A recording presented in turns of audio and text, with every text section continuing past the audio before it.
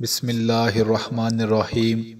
میرے بھائی اور بہنوں، 2020 کے ختم ہونے سے پہلے ہم سب کو چاہیے کہ ہم لباس کپڑوں کا صدقہ کریں۔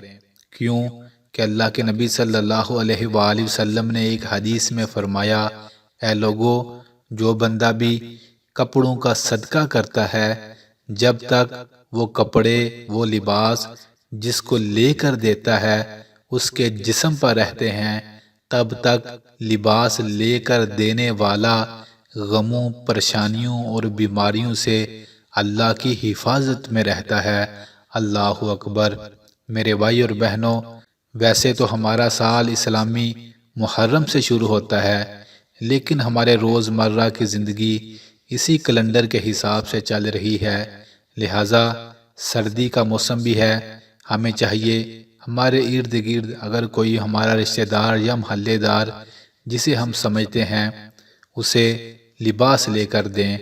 وہ جب آپ کا دیا ہوا لباس کپڑے ڈالے گا، تب وہ آپ کو دل سے دعائیں بھی دے گا، اور وہ دعائیں غموں اور پریشانیوں کو آپ کے قریب بھی نہیں آنے دیں گی۔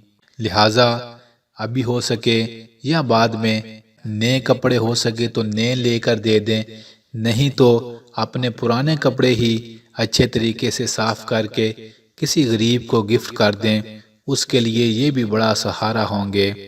اور اپنے بچوں کی طرف سے بھی اور اپنے گھر والوں کی طرف سے بھی لباس کا صدقہ کیا کریں، اس سے انسان بڑی بڑی بلاؤں اور پریشانیوں سے اللہ کی حفاظت میں رہتا ہے۔ تو یہ صدقہ ضرور کریں، آپ کو اس کا فائدہ بڑا ملے گا، گھر میں زندگی میں بڑا سکون آئے گا، بیماریوں سے بچے رہیں گے، حادثات سے بچے رہیں گے۔